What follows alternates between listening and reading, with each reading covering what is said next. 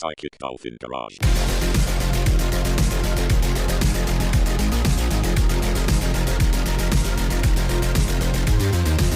Hey everybody, welcome to today's Friday feature. I'm one of your hosts, Kelton, and joining me today in the garage is Zach. It's clearly just the two of us. We don't have an amazing special guest with us whatsoever.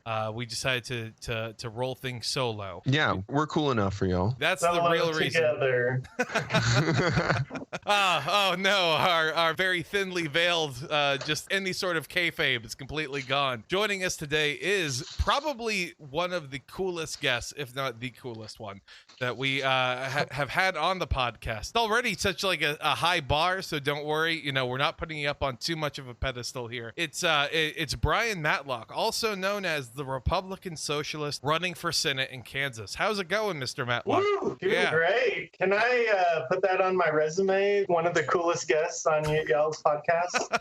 If you feel like that would help you, then you are more than welcome to. I do not recommend putting our podcast on your resume in case they go listen to us. Yes, I would say you might scare away the bubble voters, but I have a feeling, as with anything else, running as a Republican and including the word socialism, that could also spook them from time to time, too. Known to happen.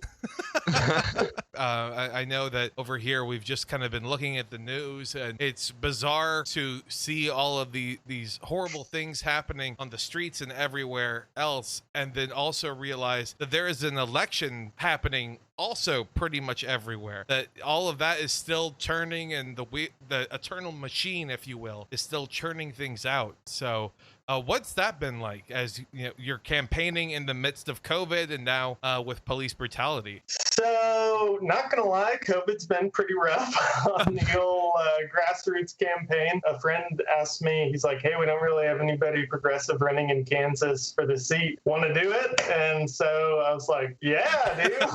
I was teaching economics at UMKC, which is one of few kind of socialist economics PhD programs in the country. And so got into that in November. And so we were picking up steady steam, but don't have a huge war chest or name recognition. And then it's like suddenly all of our face-to-face events were canceled. And we don't have a huge fund for advertisements at the moment. So we are trying to do what we can. Things are opening up again a bit and starting to have a lot of events. Just this Saturday, having my first forum/debate with other candidates in a while. Wow. So kind of awkward first time meeting Chris Kovach, because I was like talking trash about him all the time. And then it's like, oh, hey, Chris, what's going on? You and I, we're also peers. I guess to help make it relatable for people in our audience, imagine that person you've been screaming slurs at over Call of Duty pops up and turns out that he's running for your HOA spot. I guess is the closest one to one. You took such an interesting path, though. You're not only taking on the mantle of being a progressive running for Senate in Kansas, but you are also running under something that a lot of people might consider to be an oxymoron, at least to us dumb Americans, especially us dumb Americans in the South, of Republican socialism. Is that something that you like came up with while you were teaching economics in your like professional educational career? Yeah, I mean, I definitely have been studying neoliberalism a lot, or sort of like the global free market, like big mega corporations, sort of, I don't know. Anyways, I assume y'all have talked about neoliberalism on your podcast here. Big fans, not to Oh yeah. I have a globe tattoo on my bicep just to show, blood in, blood out with it. So essentially, we're seeing this kind of global reaction against it in a lot of the problems, like the massive inequality at the time of some of the biggest wealth ever generated, very similar to the type of results we saw 100 years ago. It's like farmers are competing. If you produce grain, you're competing with everybody in the world on a global market. But the people that have maybe the copyrights, that control the supply lines, the storage, all these sorts of these mega corporations they are very protected from competition. And so there tends to be this squeeze on a lot of the raw material producers and a lot of individual communities. You're sort of bid against each other. Well, if you won't give us a $10 million tax abatement for our corporation, we'll go to that community that will, or that country, or that state.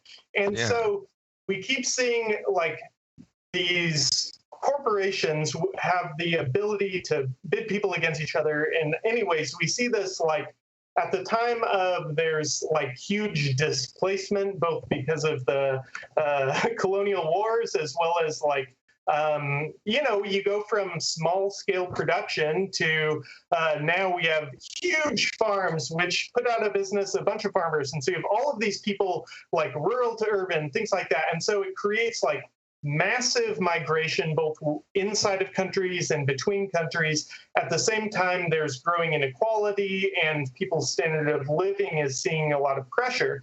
And so it makes it easy for fascists or white nationalists like my beloved Chris Kobach that I'm running against to scapegoat the immigrants rather than understand and name the actual system and forces. And they don't have any real solutions to that. But what we see is over and over and over is the classic Hillary Clinton versus Trump, where you have like some sort of like liberal free market, someone who wants the status quo, who's very detached from the suffering and the negative consequences of this globalization regime, who kind of wants symbolic change, like, oh, let's grant a few rights here or there, or address the climate problems, but in a way that's completely like insufficient to do any real they don't want to challenge the system. They just want to give these symbolic giveaways to the people. But then they're running against these people who are like, oh yeah, I see you suffering, and I know the solution. It's right. Those people, they're coming to get your stuff, and that's why you're having the pressure. That's why your standard of living is going down, despite the fact that you're like working harder and so I think part of the problem that you see is within the liberal establishment, they buy into this like, everybody in rural areas and Midwestern states, they're like backwards, inbred. They like use this extremely derogatory classist language, and they don't actually empathize with or center the needs of people there. And so again, there is this populist movement. Like Trump was not part of the establishment. He hasn't challenged any of the big moneyed interests other than like he makes these sort of like elite people who think they're better than the like working class sort of they have to kiss the ring and maybe they like it. Like I've been surprised how many Trump supporters I talk to on a in-person basis, and they're interested in what I'm doing. They're like, yeah, burn it all down, man. And like the sort of like frustration and the feeling of powerlessness in the face of these like huge multinational forces, and then the condescension, and it's very similar to the type of cultural appropriation you see in Black and brown communities. It's like, okay, your cultural artifacts, we're going to make money off of them while we like demean you, look down on you, all those things. It's like, okay, yes, urban hipsters are going to take your banjos, your PBR, your flannel, your like all these sorts of things. But then we're going to like, you're going to be economically disadvantaged while we make money off of all this stuff and make it designer. And then we're going to make fun of you, belittle you. And so again, I'm not like wanting to whitewash, like there are there are definitely race problems. There are all sorts of with LGBTQ community in those areas. Like I am currently living in a city. I know it's full of cultural refugees from smaller towns where, but there are also it's not everybody. There are a lot of people who don't see themselves as racists, and while they're not critical race theorists, they want to do right by other people. They want to, and so it's like being willing to work with the people who want to do good, to build from where they're at, and to build off of the populist energy that's there, but Definitely. make it one that is in solidarity with people of color, with immigrants, rather than scapegoating them. And there is a whole history of this in the state of Kansas itself. It was started these radical Republicans that like super abolitionists who were like, no, we want emancipation without proclamation. We don't need anyone's permission to start freeing people, to like use violent means to like. That seems to be like, you know, in the Chad versus Virgin meme of, you know, like the Virgin taxation without representation versus the Chad, you know, emancipation without proclamation. My God. Wow. Okay. All right. And so like sometimes I say, I mean, this is a simplification, but it's like last time Republicans and socialists got together, we worked with black people to abolish slavery. Like, let's bring the dream team back together, man. Yeah.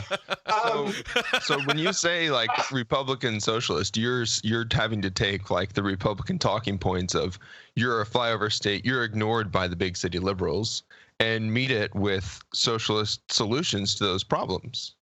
Yeah, and if you think about like I'm opposed to Soc Dems in the sense of they like. Look at the history of liberals in the U.S. They've enacted all of the racist housing policies, employment policies, all sorts of things like that.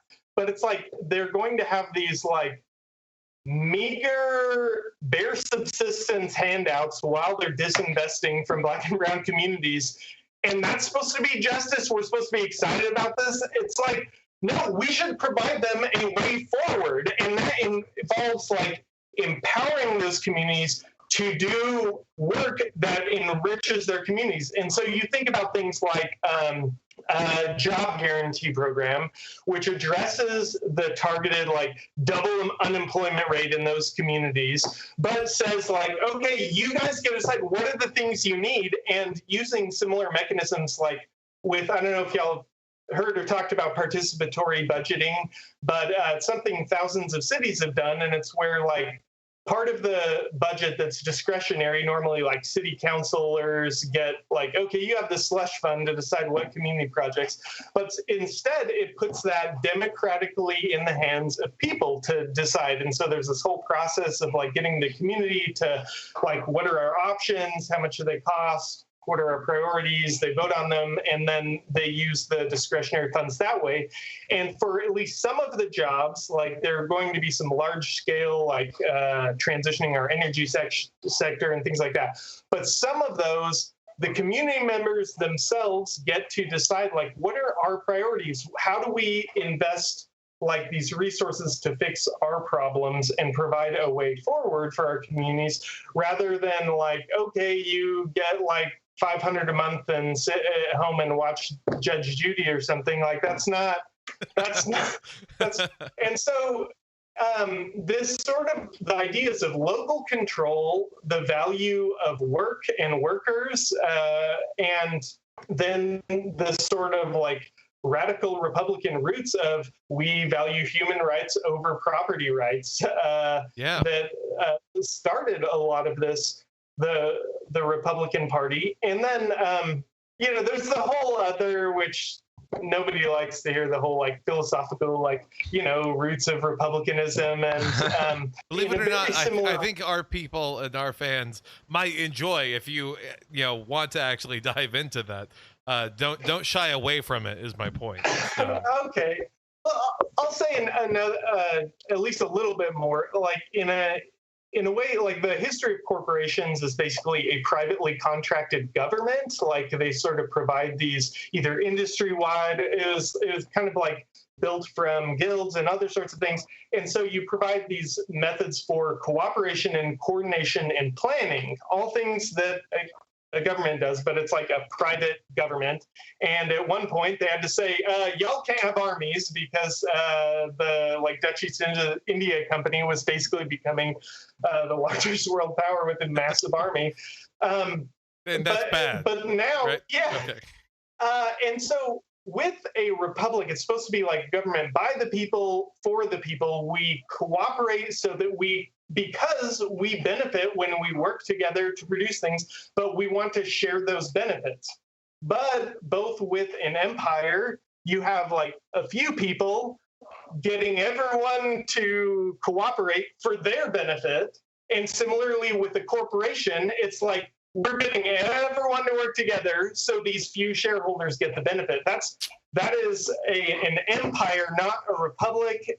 And so all the way down, like with worker cooperatives, with different things, this like putting ownership back in the people, back in the communities, providing like more robust bottom-up democratic systems in our society. And so I think that like drawing from that history of like the radical Republicans and libertarian socialists to provide like, even when we do planning, how do we do that in a way that like puts local communities and people in need at the forefront rather than as an afterthought based on what some central planners think, you know? And is that why, out of curiosity, you chose to run this incredibly progressive campaign under the Republican banner as opposed to the Democrat or an independent or some other third party that might be state specific? Yeah, there is like this radical history and lots of socialist activism in Kansas, like continuing into the 1920s.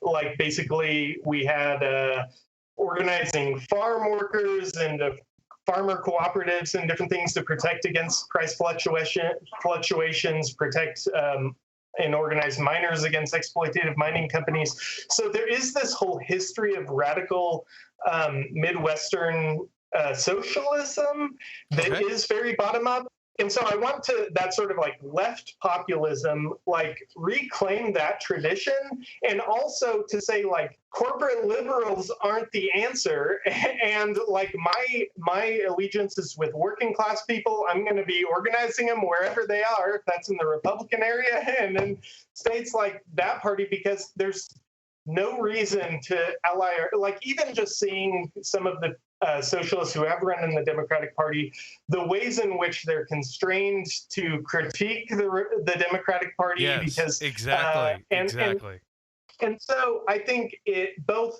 like the potential. I mean, at this point, it would take a miracle. I'll just say at this point, like given COVID, given various other factors, it would take a miracle to actually win.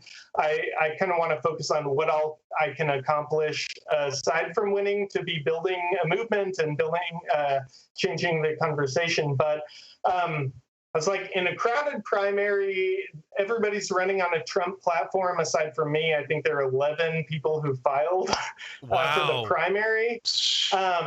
And so, I mean, I would say you have a shot because, I mean, you're definitely cut differently than the rest. So I wouldn't sell yourself too short.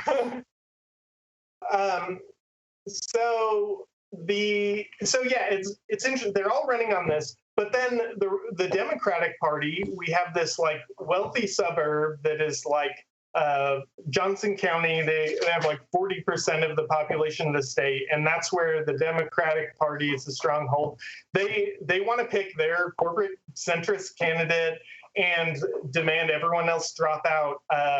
And they've succeeded before the primary, getting everyone else to drop out of the Democratic race. And for the longest, this Joe Biden Democrat basically had no platform even posted, just says these sort of benign, meaningless statements. And it's just so frustrating that they don't want anyone to challenge. And it's like, this is not the answer. You're not addressing the real problems. Y'all have been complicit in the corporate takeover of agriculture in Kansas. You've been complicit in so many of the problems that people have faced. And so to pretend that you're like, oh, but we're the only game in town, who else are you going to vote for? And I don't need you.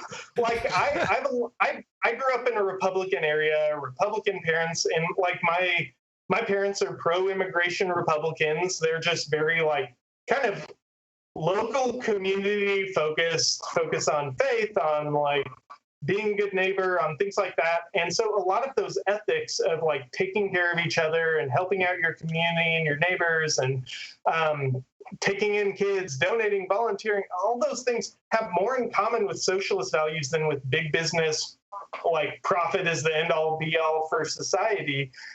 And so I think there's already contradictions present in the party, and we can say, hey, like that coalition doesn't really make sense.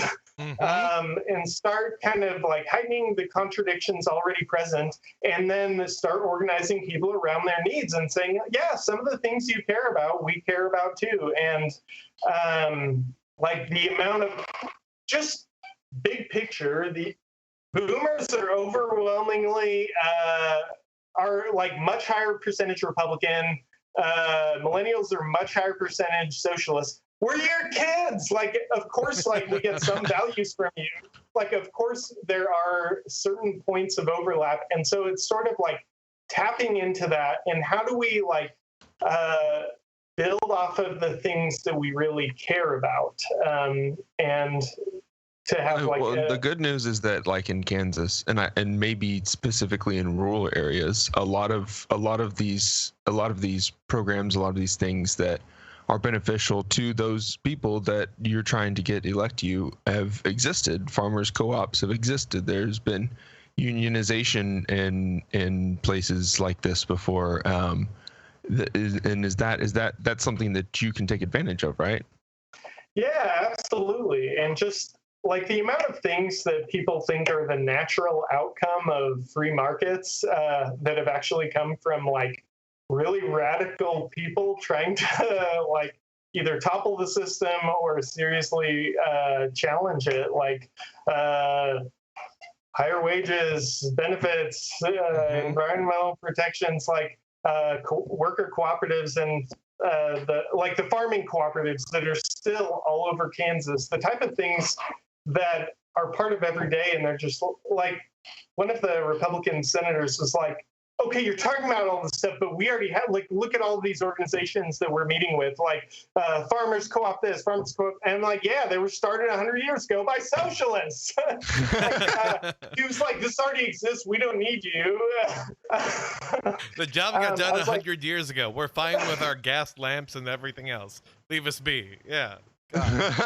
Yeah, and so just trying to have the conversations and make people aware, like there are already all these things that we do share. Well, because Republicans seemingly don't really like the word socialism, but they love the fuck out of social programs, you know, like Medicare, public schools, the military, highways, Social Security, all of those sorts of things. They love that aspect to it. There's just this bizarre stigma. So I think that, you know, as you're taking on I mean, since we're in a glorified 2-party / 1-party system, you know, taking on this big tent Republicans, if you will, and then saying, hey, you know what, all these progressive things like a living wage, like, you know, the Green New Deal, like being a non-xenophobe when it comes to immigration, all of that can exist within a Republican framework because it's actually, you know, there's a historical basis for it.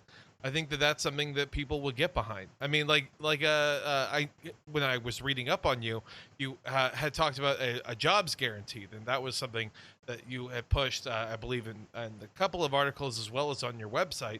And I mean, as bad as COVID must be for your campaign, this really highlights, I think, the need for a jobs guarantee in Kansas. I mean, it's something of, imagine if all of these people who were were able to go to work instead of getting cut, if they were able to go out and do something, work on infrastructure, whatever it might actually be, instead of being this weird boogeyman that exists in suburb Republicans' heads of, you know, just kicking back and collecting welfare checks, etc. And I mean, I just think that the messaging is incredibly timely for these times.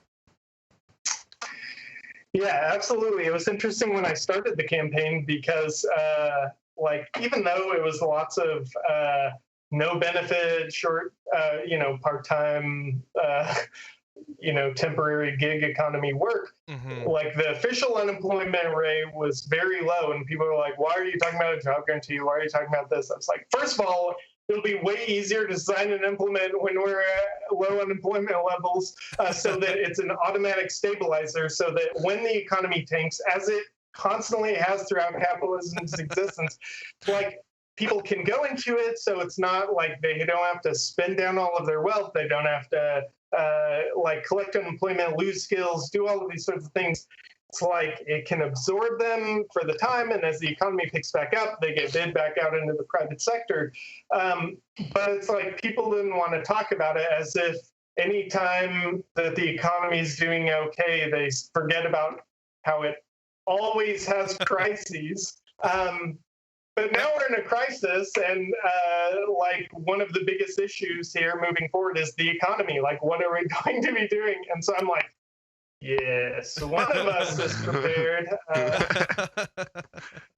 Well, it just seems that, when especially what with COVID taking place, that when there's like this bizarre, smug, centrist Democratic response, and like Trump giving people monetary aid, to then go like, oh man, look at him, he's a Republican socialist.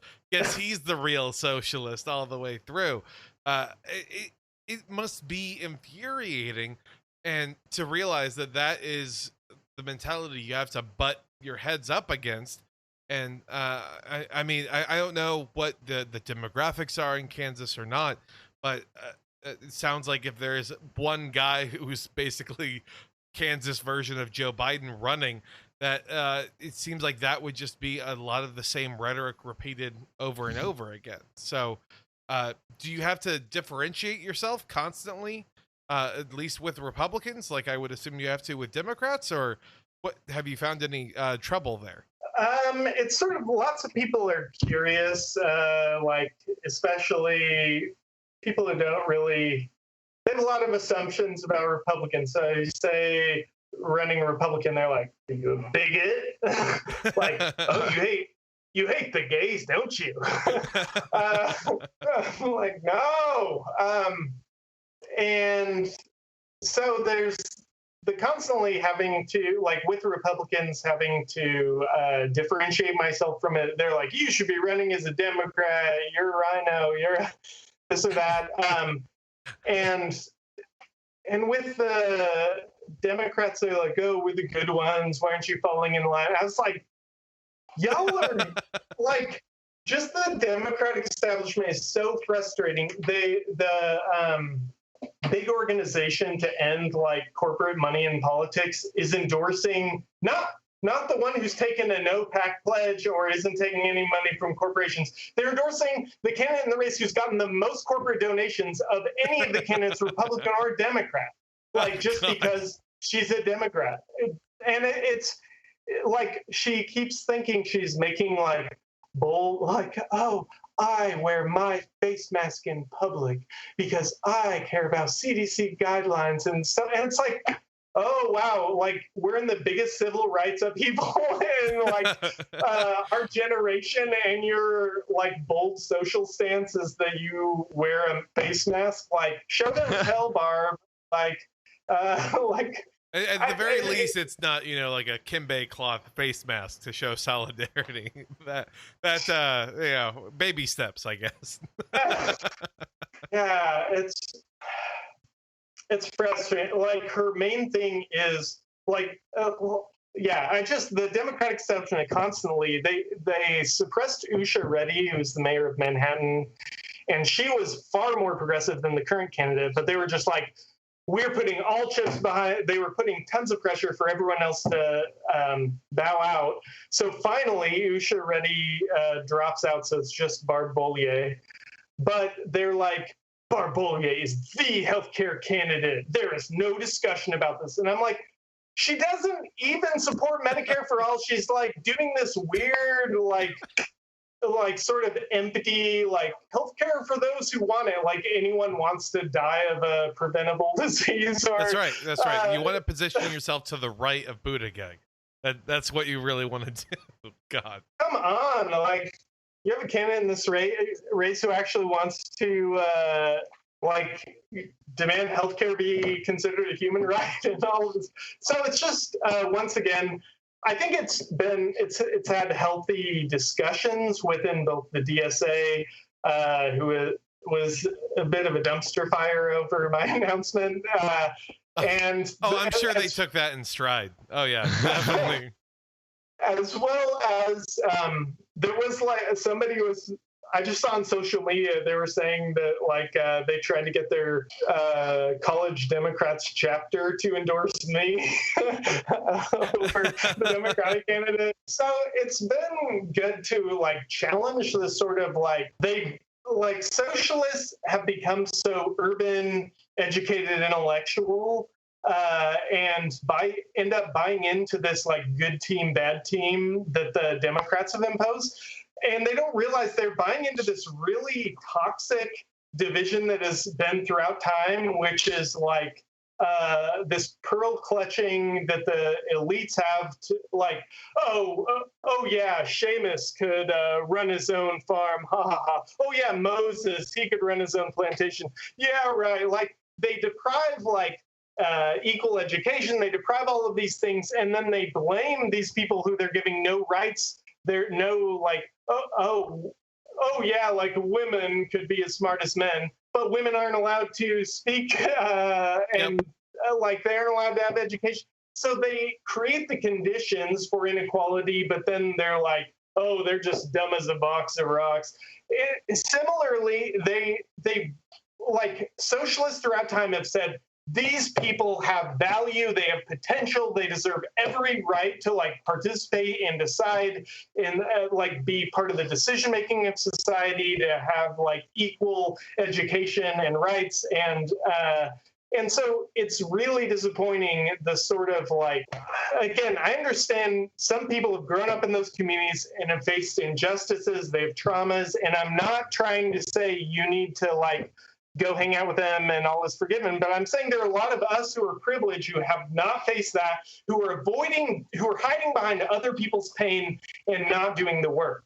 Exactly. Like we're like, oh, these people are racist. It's like they're your family, and like go get your people. Like talk to them, help them understand. Like, yeah, my family aren't critical race theorists, but they care about people and they want to be good. Like, and so that's something you can build off of. It's uncomfortable.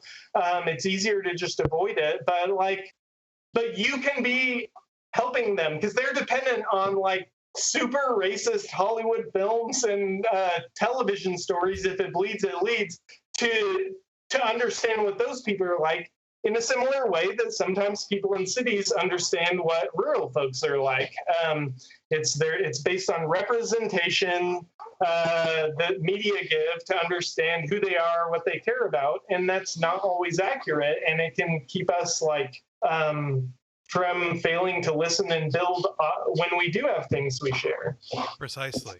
I can definitely see a lot of Marxist influence.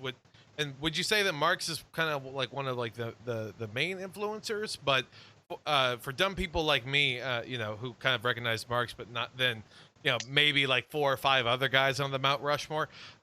What are some of your own inspirations, whether it be writing or speakers or ideology? Help us, build the Voltron that is your campaign philosophy.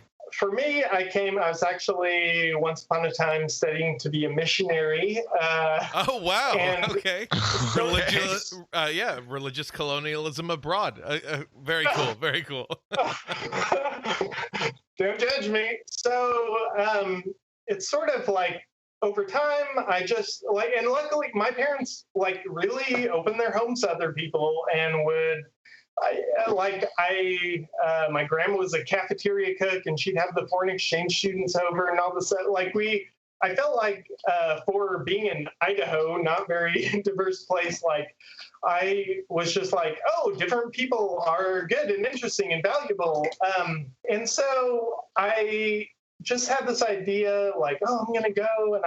And but like over time, like volunteering in inner city churches and taking ministry assignments and things like there, it's like initially, oh, I'm going to solve problems through soup kitchens. And you sort of have this, like, if you're in kind of secluded from that, it's like you maybe have your one poor family in church and you help them out and you feel good. But that model doesn't work when it's like half the city and half the globe is like entire poverty in order to produce the wealth of the. And so it is a challenge, but it's like what led me to it is the values I got from my parents. So surely we can find ways to build bridges. It's like this process of trying to live out those values, trying to help people, and realizing the problems inherent in doing it within the frameworks that I was given. And the problems of like, oh, I'm going to go help out in some nonprofits abroad. And then you realize like, okay, first of all, this isn't addressing the situation. Like it's just, you know, maybe helping it get worse, maybe like, you know, some of both in different ways, but like just so misdirected. And then but over time, so in school started getting like kind of Christian socialists, both like liberation theologians, and then just kind of like people, urban practitioners who were like actually living in the communities with people, listening to people, understanding, and starting to take the lead of people in distressed communities. It was like kind of a paradigm shift of like, oh, these poor wretched people need our help. But then realizing like, okay, it's a lot more complicated than that, and I have a lot to learn and unpack and unlearn. And so that was the initial part of the process. And then when I was abroad, my wife's actually studied sociology along with missions. And so we were sort of in this radicalization feedback loop, I guess. It's like she passes me some Chomsky. And it was like the first time I had gone from learning, like I minored in Spanish. And so I learned about like all this heinous stuff in Latin America, but it was almost like we're the good guys, but we make mistakes and we do these things, and then it's really hard to know what to do from there. And then you're like, oh, this is our policy. This is our policy. We do this all over the world. This is where, like, we're less AMC classic anti-hero like Breaking Bad type, and we're more just straight up like Disney cartoon evil villain, pretty much running rampant all the way around the world. Got it. And so I think that, but coming from like doing nonprofit work and charity work and stuff, even though I started reading this kind of left, like libertarian socialist, anarcho-socialist stuff like Chomsky initially, but then also getting into like intentional community movement, and I started and lived in a Christian intentional community for several years. Okay. Like, oh, we want to reject consumerism and like live in the communities and be good neighbors and help people and live simply. So just this long process to getting more and more radical literature, and then but like this sort of like participatory development and community organizing, and learning a lot about like these sort of bottom-up efforts. And then heard about UMKC because I was living in Kansas City at the time. Okay. Had an existential crisis after I dropped out of seminary right before finishing a master's, and was like, what am I going to do with my life? And then one of my friends who was an IWW organizer was like, actually, Kansas City's kind of a cool stuff if you're interested in political economy, because they have this radical socialist PhD program here. So I started going, and they have like kind of welfare state, post-Keynesian stuff, which like one of my advisors was Bernie Sanders' chief economist, both in Senate and for both campaigns. And we have a few people who've helped out with that. And are like, it's sort of like suddenly there's this big progressive movements, and economists are like notoriously backwards. I'll leave it there. But then suddenly they need like progressive economists, and so even like UMKC, we had like several people go on to like fancier institutes and policy institutes and do all sorts of really exciting work. It went from like when I started my program around the Occupy time period, everyone was like, it was like kind of complaining Marxist critical theory type of stuff to like, okay, we need actionable legislation in 2 years. And it was like every year the conference size was doubling, and it was like, whoa, there's like energy behind it. And we actually are like getting out of this like pessimistic funk of like all these crotchety socialist economists who no one's listened to for 40 years. Now suddenly there's like audience and possibility. So what do you mean I have to go onto YouTube Live? I don't understand. Sorry, so yeah, they have the kind of Bernie welfare state economist types, the like radical political economy, which is both Marxian economics, anarchist, black political economy, feminist economics, ecological economics, all this stuff. And then institutional economics, which, long story short, it's like treating the economy like we want to understand the systems and institutions, kind of like technology. It's not a matter of we want democracy, but you have to have actual systems. Like if we all sit around and vote on everything, that's not necessarily like, oh, I'm so happy and fulfilled that I spend 40 hours a week voting for things. It's like we sort of have to, we have these different tools like voting or like, and so how well do those tools work? Like, what are problems we experiencing, and how do we develop new tools? So it's kind of seeing it economics more as social science and more as like a systems, rather than as like mainstream economics treats it like it's physics or something. Like, oh, the curve go up and down, and like markets are always self-adjusting, so you just assume whatever it is that's the most efficient it could be, and it's bizarre. It's so cool to see that you're at this epicenter of a legitimate groundswell movement, especially when it comes to leftist thought. The real question becomes like, what's the sourdough bread baking scene look like at UMKC? All of these left thinkers are now all quarantined together. It just must be like British Bake Off happening left and right over there. There is indeed some of that, but there's also like people doing cool stuff. Like one of my cool friends, Jordan Ayala, he's the best. Look him up. But he's doing all sorts of work with like local tenants' rights organizations, with various sorts of issues on the urban level, like just volunteering his time, doing all kinds of research to help out. And he's going to be an awesome data scientist once he finishes his dang dissertation, like the rest of us. But yeah, there's a lot of cool work being done. Of course, not everybody, but there are at least some. Like, if you're alone during this time period, you're going to be just baking, and it's also fine to take care of yourself. No shaming in that. But I've noticed, like, the people I'm who now are feeling really incredibly called out right now, but thank you. Yes, I appreciate the people who are like part of an organization where you're like supporting each other, and like you have to be a part of something to keep the forward momentum. Because right now it's hard. Otherwise it's just like, there's enough going on, it's stressful, and it's like your body's like, okay, let's take it easy.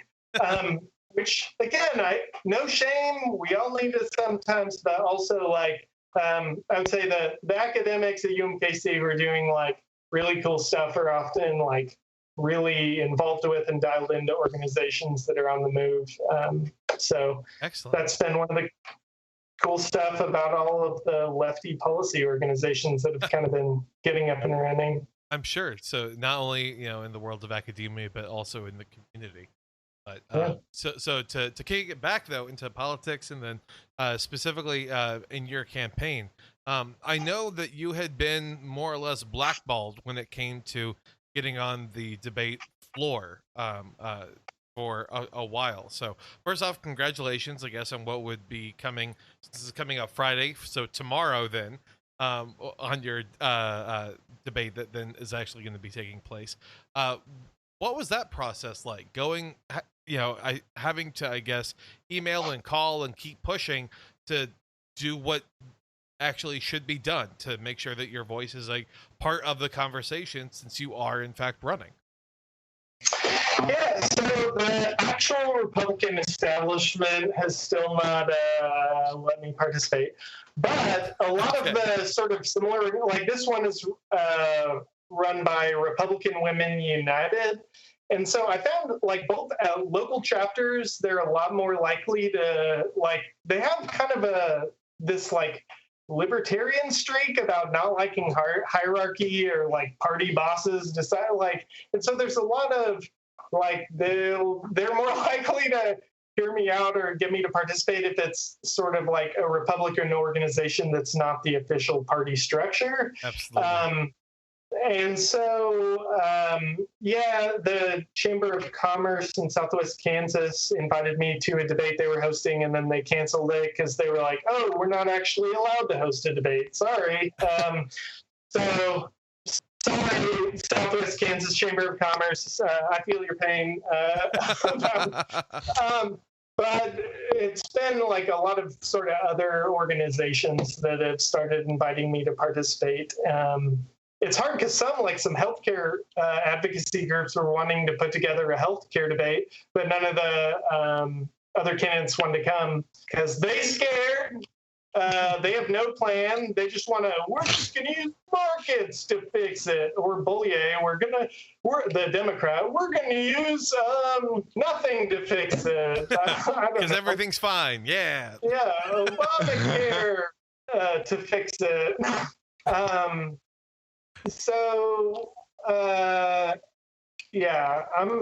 I would win that debate. I'm sure. And that's the thing that I think happens most often, is that socialists will win not only debates, but also in the court of public opinion, because the ideas make sense, because they do make sense.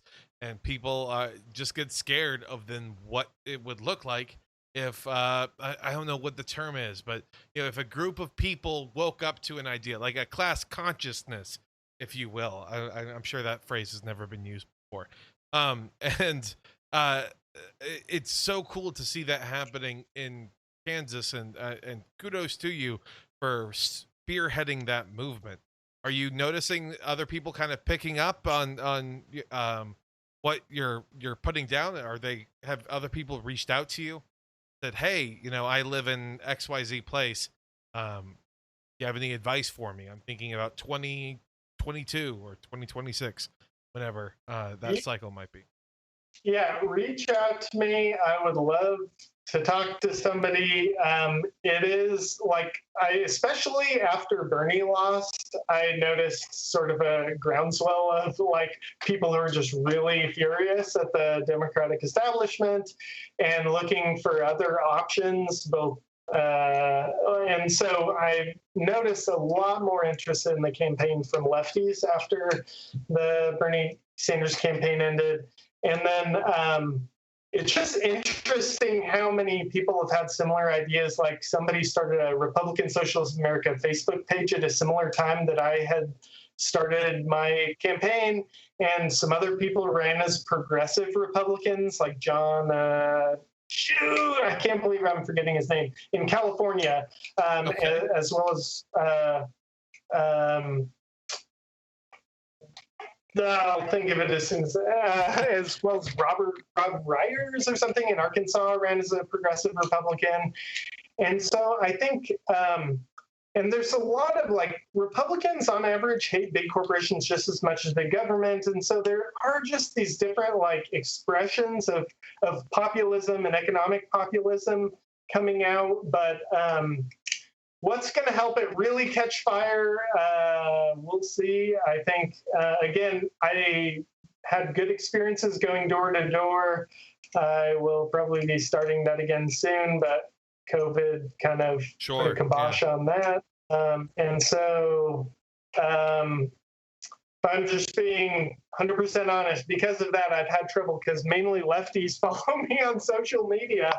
And so I've had a lot fewer opportunities to talk to like working class Republicans, but I've had good experiences. Like, you need a little thick skin because, you just got to think like, with issues about race and immigration, like I don't want to hide anything. We're not trying to do a red-brown coalition, which is when like kind of people were like, oh, let's unify around anti-corruption or something, like, and then all the fascists in Germany, like the Night of Long Knives and other things, they just like murdered all of the socialists and took over the movement. Anyway, like, don't do that. Yes. Do not ally with people who are like don't believe in the basic humanity of others, but all that to say, but still be realistic. How does behavior change happen? How do people's views change? If someone's at a 2 on a scale of 1 to 10, get them to a 4. If they're a 4, get them to a 6. Like you got to meet people where they're out, move them forward, build coalitions where you can. And so like what is a successful conversation? Like it's not like at the end of it they're again like fourth internationalist Trotskyite once removed or whatever, like the weird like what brand of leftist are you, but like like are there things that are good that they care about, and how do we build off of that? Because everyone has conflicting beliefs, and depending on how you frame an issue, they'll say different things. And so it's just recognizing that people are people and they're in process. And yeah, I mean, it certainly is nice to see that, at least on the podcast I've expressed several times, both on air and many, many more times off air, my absolute fear at the Republican Party going into this weird, bizarro Tucker Carlson, Tom Cotton-esque kind of 2028, 2032 branch as new schools of thought emerge. So it's nice to see someone harnessing these class-based issues, but again, instead of relying on this us versus them mentality, focusing on we're all in this together and focusing on the grassroots side. So, I mean, once again, just got to applaud you, because in preparation for this, I went to my over here in Texas, local county Republican Party. I sat in their resolutions room and just was listening to like what people were having to say. And man, it was you basically take the first 2/3 of every idea of theirs, and they sound in lockstep with like a Bernie Sanders type. And then it always pivots to, well, I guess a good example would be one guy, he comes in and he's talking about how universities are no longer necessarily really help with people in mind to elevate them. They've become cottage industries and small businesses, and they've become this product to where it's a burden. And since all of these taxpayers largely prop up a lot of state-run schools as opposed to private schools, but issuance of state-run schools, that that students should be able to go. And I'm like, okay, yeah, all right. So he's advocating for free college. Obviously, that's what he's going for. And then, like at the very end, it's like, and that's why we need to make sure that there are no foreign nationals allowed in state schools. Just like, oh, buddy, oh, we were so close. We were so close. And so I really think that if that guy had more people like you around to hear these talking points that were out there, that it safeguards against following into the right-wing echo chamber, if you will, of like, well, of course it's the immigrants. I saw it on this guy, or oh, okay, I saw it's the dreaded roving gangs of Antifa, which was another large talking point that they kept talking about. And so just again, got to commend you for it.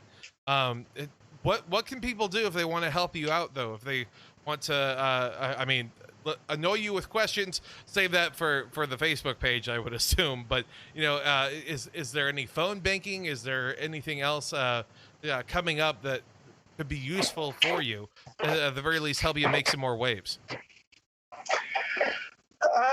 Yeah, I imagine we'll see sort of what all we have capacity for, but if people want to sign up, I mean, of course, donating is always helpful, For as well as like follow on social media, try to promote like some of the ideas and build the movement, like both like talking with other leftists and telling them to change their toxic approach towards like small town rural agricultural and start trying to organize people. And then like I think there's a sign up page on my website. You can sign up, and if you're interested in phone banking, say that, and we can try to loop you in if and when we get that going. That would be awesome. I mean, obviously, we'll include all of that in the show notes below. Zach, you got any other questions here for the good man? Oh no, you guys, this has been a wonderful conversation. Brian, you are a fantastic, interesting person, and I hope that more people get the opportunity to talk to you the way that we have, because that's honestly, it sounds to me like the best way to radicalize the people of Kansas is to be able to sit down with them, And it does really suck that COVID has taken that away from you, taken the steam out of a lot of the political campaigning that is happening. And so I guess we just want to wish you the best, and if you have opportunities for us to help you, or for other people to dedicate their time towards your campaign, we would love to help you with that. Great. Well, thanks so much for having me. It was great talking with you guys. Appreciate Absolutely. it. Well, until next time, this is hearing from future Senator Brian Matlock. That's right. Right. Okay, y'all. Well, we love you. Bye. Howdy, y'all. Don't forget to follow our link tree in the show notes to discover new things like our Discord, social media platforms, and all the places where you can listen to our podcast. Word of mouth is the best way to introduce us and other leftist creators to friends, family, coworkers, your AA buddies. Community is about more than hot takes online. And if you want to support our efforts, you can donate to us at patreon.com/psychicdolphingarage, which is spelled how it sounds. Hope to see you on the stream tonight. Enjoy this music by JJ Dean. How the fuck I still got a full head of hair? Not a single gray. Fuck the cops, family first, every single day. Bringing a charm when I ring the alarm. My arms got a box cutter insignia. We gotta abolish ICE, we gotta abolish ICE, abolish it. No need to apologize, the Holocaust apologists. For no reason we colonized the land and put up monuments. Dope needles, dollar signs, the globe stands in astonishment. I hope there'll be a punishment. I really wanna get bloody. I really wanna stand in judgment of anybody taking money from anybody in the struggle. Anybody on a budget. Poor people getting 10 to 20 for some dumb shit. Corporations incorporating a bloodlet. Mark my fucking words, this coup will not be bloodless. Mark my fucking words, this coup will not be bloodless. Mark my fucking words, this coup will not be bloodless. Mark my fucking words, this coup will not be bloodless. Mark my fucking words, this coup will not be bloodless. Mark my fucking words, this coup will not be bloodless. Mark my fucking words.